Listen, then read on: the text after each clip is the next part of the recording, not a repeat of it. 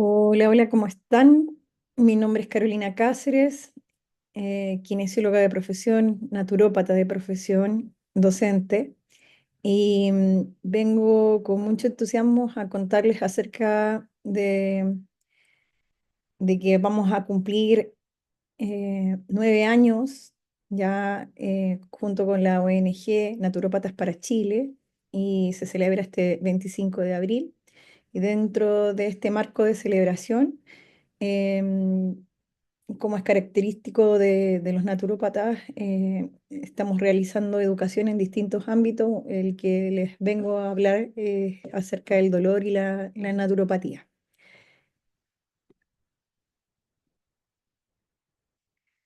Primero vamos a pasar como por un resumen de lo que es el dolor y luego de eso vamos a hablar bien apretadito, eso sí, de la naturopatía y cómo esta se aplica para el tratamiento del dolor. ¿Ya? Primero, recordar que el dolor es una experiencia sensorial y emocional desagradable. ¿Ya? Nadie de nosotros asocia el dolor con algo agradable, sería un poco patológico. Y este puede estar relacionado a un daño real tisular o un daño potencial. ¿Ya? Es decir, que quizás no exista a los ojos del microscopio o de algún examen una evidencia de ese dolor, pero la experiencia del dolor existe de igual manera. ¿Ya? Entonces, como reafirmando y repasando esos términos, el dolor es una experiencia personal. ¿Ya? Cada persona vive el dolor de forma distinta y esto tiene que ver con factores biológicos, psicológicos, sociales e incluso espirituales. ¿Ya? Cada dimensión del ser humano va a influir en cómo interprete esta sensación desagradable. ¿Ya? Algunos tienen más un umbral más bajo del dolor y por lo tanto lo perciben antes, otros un umbral más alto, no es mejor ni peor, es simplemente diferente. Es importante diferenciar que el dolor y la nocicepción son fenómenos diferentes. Noci es percibir el dolor y los elementos que provocan dolor. Eh, la nocicepción tiene que ver con las neuronas, tiene que ver con el asta dorsal, donde este toma la información circundante y la envía eh, pro- como estímulo que estaría significando daño. El dolor no puede ser inferido solamente por la actividad de las neuronas sensoriales, ¿ya? Por eso es una percepción personal y desagradable que no necesariamente tiene un daño tisular. Y las personas aprenden el concepto de dolor a través de la experiencia de la vida.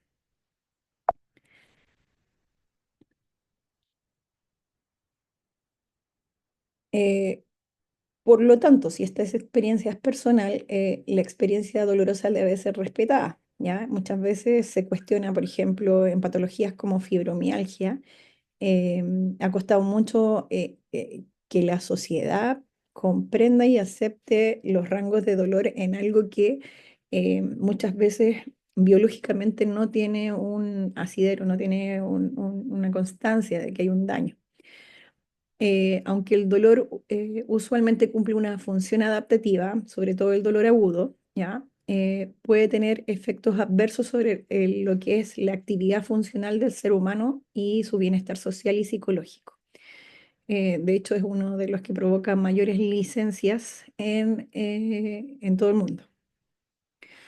Una de las maneras para expresar el dolor es hablar, lo verbal, pero la incapacidad de comunicar no niega que exista ese dolor, ¿ya? Entonces, ya sea que se imposibilite un humano, por ejemplo, un bebé, en comunicar el dolor, o un animal o alguien que tenga alguna especie de capacidad menor con respecto al habla.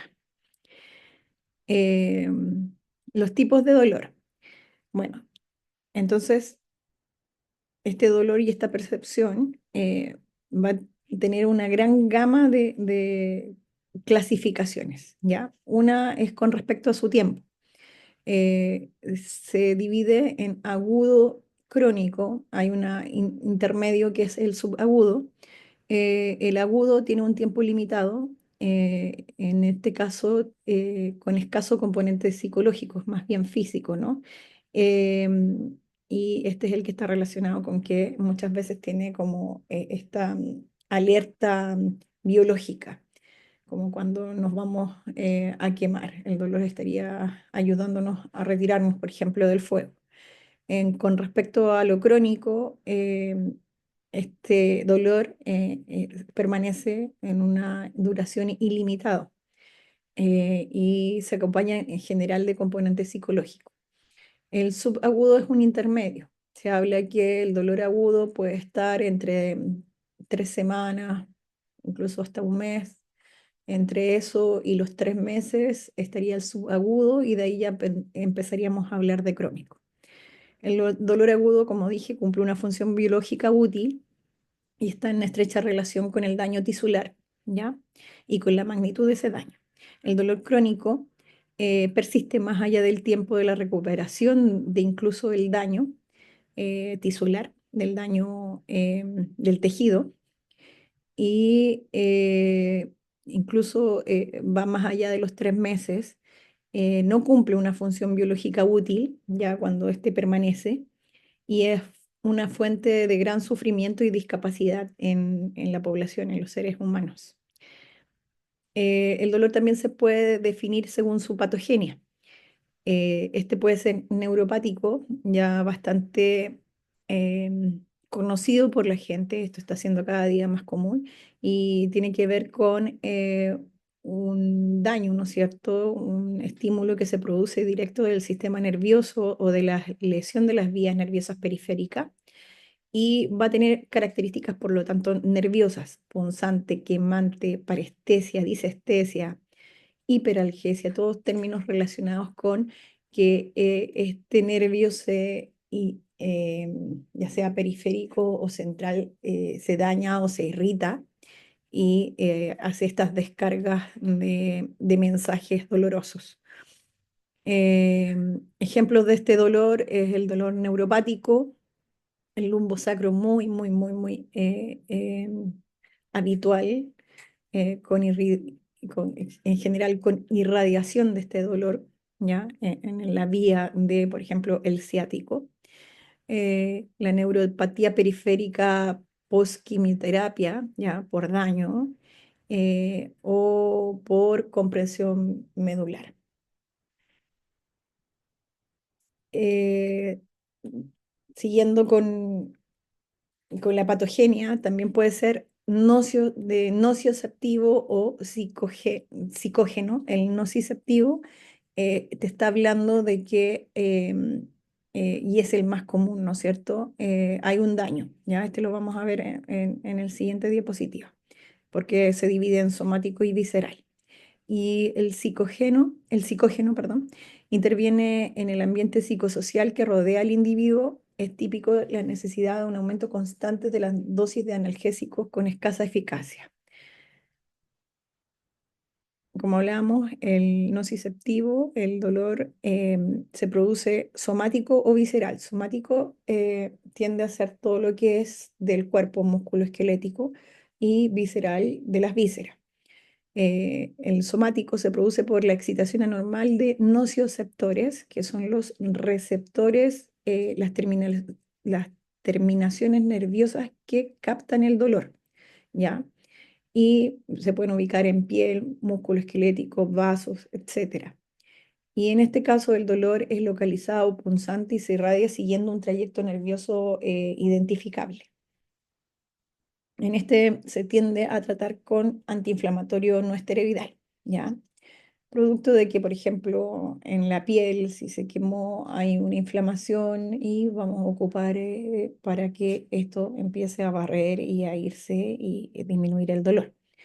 Visceral, eh, hay una excitación anormal de nociceptores viscerales, ¿ya? Esto se localiza en general mucho más difuso, es más continuo, es más profundo y se va a irradiar, pero a zonas más alejadas del lugar del origen. Es más difícil de identificar y frecuentemente se puede acompañar con síntomas neurovegetativos porque tiene relación con las vísceras.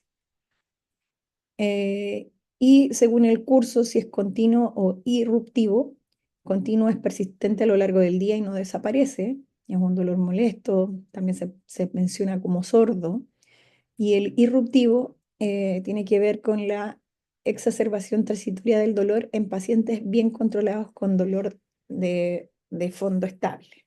¿Ya? En este dolor se ve inducido, es irruptivo inducido por el movimiento o alguna acción voluntaria del paciente. Y una forma bastante común de identificar el dolor es leve, moderado, severo. Esto en general se pide a la persona que desde su percepción en una escala visual análoga, una categoría, un número que le dé a este dolor. Y, por ejemplo, el leve puede realizar actividades habituales. Se ve, por ejemplo, con caritas donde la carita va demostrando en los últimos rangos mucho desagrado y que, por ejemplo, sería el severo, que interfiere en el descanso y en general es un dolor que precisa mucho más antiinflamatorio, incluso opioides. Entre medio de eso está el moderado. Bueno, y en nuestro caso, el rango del dolor y como experiencia personal es muy grande. Estamos hablando aquí más que nada del dolor físico, biológico, eh, existe este dolor emocional que también va a estar un poco, cuando se vuelve crónico, el dolor van a estar un poco ya mezclándose, porque interfiere tanto en la calidad de vida que las personas ya lo empiezan como a confundir, ¿no es cierto? Porque no sé si, qué fue primero, si el dolor me lleva a estar triste o estoy triste y me lleva al dolor o me siento desagradado y no quiero hacer algo porque tengo dolor, o es el dolor que me lleva a esto. Entonces, como que es primero, que es segundo, no está muy claro. En Chile las patologías osteomusculares más frecuentes incluyen el lumbago, una que impide y que tiene una alta tasa de licencias médicas. La artrosis, especialmente la de rodillas, tendinitis, ciáticas y diversas lesiones de columna vertebral como escoliosis y hernias discales. Eh, Como les decía, el dolor lumbar es la más prevalente y tiene una carga significativa en general con trastornos musculoesqueléticos. Acá hay una distribución de las causas del dolor. Ahí estábamos con lo que hablábamos, el dolor del lumbago crónico, la osteoartritis, artritis reumatoide, enfermedades neurológicas, tienen un gran porcentaje em, de diagnóstico. Bueno, ¿y qué pasa con las técnicas de terapias naturales? ¿Qué pasa con la naturopatía? Eh, y cómo se aplica esta al dolor. Em, Acá hay una presentación con 6 técnicas de la naturopatía y que se queda corta, ¿ya? Pero vamos a abordar esto como para que alcancemos como abordar conceptos claves que puedan servir en la población y en la comunidad. Em, Uno de ellos es la dietoterapia como fundamental. ¿Ya? Hoy día la mayoría de las personas están comprendiendo la relación que tiene la dieta con respecto al dolor. Eh, Tenemos alimentos que nos van a inflamar, ¿ya? Que van a contribuir a que este dolor se vuelva crónico y permanente, continuo, producto de mi alimentación y no solo del daño que puedas tener localizado en alguna parte, por ejemplo, lumbar, como estábamos hablando. Estos alimentos inflamatorios o proinflamatorios contribuyen a mantener o exacerbar el dolor musculoesquelético. Eh, Se sabe que nuestra alimentación, si tiene de estos alimentos, que por ejemplo uno de ellos es el gluten, son las harinas procesadas y refinadas, estas partículas sobrepasan el intestino, empiezan a dañar al intestino, no tienen un mecanismo idóneo de absorción porque no se reconoce estas moléculas y por lo tanto, al sobrepasar el intestino y pasar como moléculas más grandes, viajan por el torrente sanguíneo sin ser reconocidas como parte constituyente del organismo y provocan una cascada de ataque sobre sí mismo en puntos débiles, por ejemplo, las articulaciones. Es así como podemos educar con respecto a que si usted tiene un dolor de rodilla, eh, comer 2 o 3 veces en el día a base de harinas procesadas, ya sea pan blanco, fideo, em, otras bollerías industriales procesadas con gluten, eh, este va a aportar una cantidad de moléculas donde nuestro propio organismo ataca en puntos débiles, como en este caso, si yo tengo artrosis de rodilla, en la rodilla. Entonces, la alimentación puede mantener o empeorar un proceso inflamatorio. Pero la misma alimentación también puede contribuir a mejorar un proceso inflamatorio con alimentos antiinflamatorios. Estos alimentos, la base de estos alimentos antiinflamatorios es recordar que vuelven a reparar mi microbiota. Mejora mi microbiota, mejora la percepción del dolor. Ya, eso cada día salen más estudios con respecto a que los alimentos que tienen la propiedad de disminuir la cadena de inflamación en el organismo son aquellos que mejoran la microbiota intestinal. Este ecosistema de microorganismos que hay, que es como una tierra fértil y que habita en nuestro intestino, juega un papel crucial en la regulación del dolor, tanto agudo como crónico. Eh, por ejemplo, un atleta con lesiones que tienden a ser eh, más agudas por el cuidado que tienen ellos con respecto a su cuerpo, también van a cuidar esta microbiota porque saben que van a recuperarse mucho más rápido. Alteraciones en la composición o función de esta microbiota, conocido como disbiosis, se han asociado con una mayor sensibilidad al dolor, especialmente dolor visceral, inflamatorio y neuropático, que fueron unos de los que pasamos recién. Entonces, este equilibrio en la microbiota, es decir, tenerlas con alimentos que hacen que germinen bacterias buenas, va a hacer que el estado de salud esté en una óptima condición. Y si esta microbiota se altera y hay un desequilibrio, estos microorganismos naturalmente presentes en el intestino van a desarrollar otros patógenos, ¿no es cierto? Como son los hongos, como un ejemplo, la candidiasis intestinal. Y esta está asociada, por ejemplo, a lo que hoy día se conoce como síndrome de fatiga crónica. Entonces, se sabe, por ejemplo, que en una persona con un dolor crónico de tipo fibromialgia, eh, puede estar asociado a que este intestino pueda tener una pobre alimentación de paso em, a la exacerbación de hongos como la cándida y a que se presente este síndrome de fatiga crónica y por lo tanto hay un círculo vicioso donde en general estas personas por esta fatiga tienden a no hacer ejercicio y así vamos lesionándonos continuamente. Se multiplica la bibliografía que relaciona la fibromialgia con alteraciones de la microbiota intestinal. Bueno, y aquí hay un resumen que les voy a dejar con alimentos proinflamatorios, es decir, que me van a ayudar a mantener y empeorar este dolor que estoy sintiendo, ¿ya? O alimentos antiinflamatorios, Uno que está muy en boga hoy en día es la cúrcuma potenciada con la pimienta o por sí sola, son alimentos que tienen un gran componente antiinflamatorio muy similar a antiinflamatorios que ocupa la población como el Celecoxib.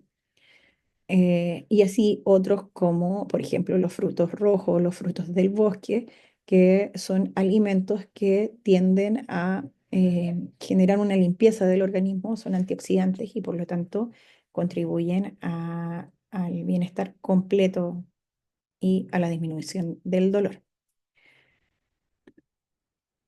La hidroterapia, otra de las técnicas de la naturopatía, la hidroterapia es un agente físico que contribuye al barrido del daño de la basura, del detritus que queda en la inflamación.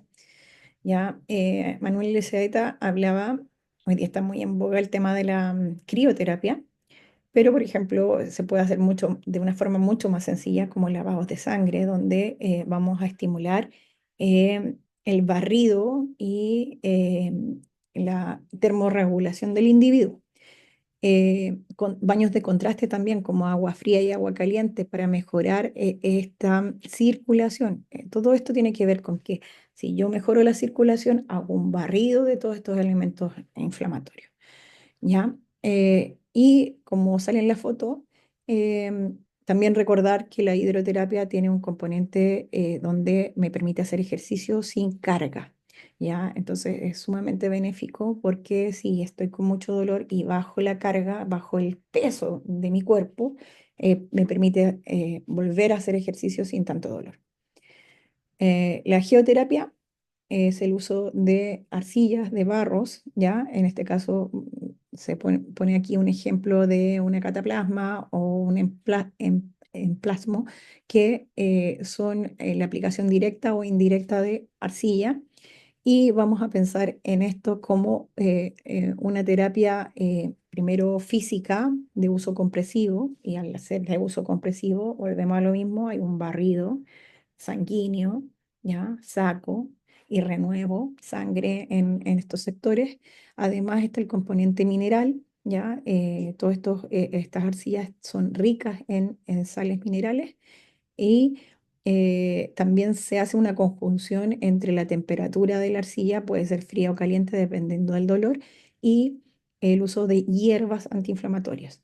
Es un gran y colaborador termorregulador, por ejemplo, ocupado en nuestra barriga, en nuestro abdomen.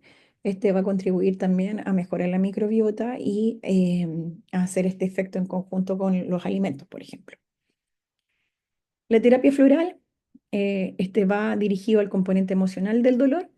Esto, como volvimos a mencionar, es una experiencia subjetiva y por lo tanto, cómo yo me vivo el dolor y por qué está presente tiene una dimensión mucho más amplia. ¿Ya? Acá hay algunas esencias florales que les dejo que se ocupan como para el dolor crónico, son genéricas, pueden utilizarse como para probarlas sin saber quizás la historia personal de la persona, valga la redundancia. Willow, Agrimony, Rootwater, Vermeer, Elm, Estrella de Belén. Willow tiene que ver con el resentir, ¿ya? Y el resentir tiene que ver con que me duele algo, que me pesa la vida. Entonces, si está ese patrón en la persona, podemos utilizar Willow como tratamiento del dolor crónico. Agrimony, hay una máscara, hay un patrón o transpersonal donde tiende a haber ansiedad, impaciencia, y este Agrimony nos ayuda como a relajar la musculatura. Rottweiler, cuando tiene que ver con patologías que tienden a ser más de un patrón más rígido, como por ejemplo la artrosis. Y Vervine y Elm tienen que ver con la autoexigencia, el desborde del dolor. Estrella de Belén nos contribuye a la circulación, como hablábamos recién. Es una flor que tiene que trabajar el trauma y de todo tipo, en todas las esferas y en las dimensiones, y mejora la circulación. Bueno, y finalmente, una de las aristas muy importantes de la naturopatía, la fitoterapia, Acá les dejo el uso medicinal de hierbas muy importantes para desinflamar. El romero, la cúrcuma, el jengibre, esos tres pensemos que son potentes agentes de movimiento circulatorio. Entonces, volvemos a hablar lo mismo, estamos haciendo un movimiento del chi, de la energía, de la sangre, y esto limpia, barre y renueva elementos para poder, por ejemplo, reconstruir lesiones. El matico es un gran cicatrizante. También nos ayuda el ingerirla, por ejemplo, por dentro o hacer mezclas con cataplasmas por fuera. El ajo machacado, también un gran agente beneficioso de la circulación. La lavanda, el toronjil de la pena o la melisa, como se le conoce, la pasiflora, son elementos que tienen que ver con la relajación, con la distensión. Estos nos pueden contribuir como relajantes musculares. El árnica está más utilizada en el dolor agudo y los antioxidantes van a hacer este efecto antiinflamatorio por limpieza de radicales libres. Eso, espero tengan varios datos y tips para empezar a aplicar en el día a día. No alcanzamos a hablar de cómo quizás aplicar estas infusiones o estas hierbas, o detalles de cómo aplicar cada una de estas terapias, pero es importante, hay mucha información y está al alcance de todos para que empecemos a sanar y a reconectar con nuestra propia naturaleza. Muchas gracias, feliz aniversario a la ONG Naturópatas para Chile, a todos nuestros colegas, eh, que este viernes 25 vamos a estar celebrando. Un abrazo.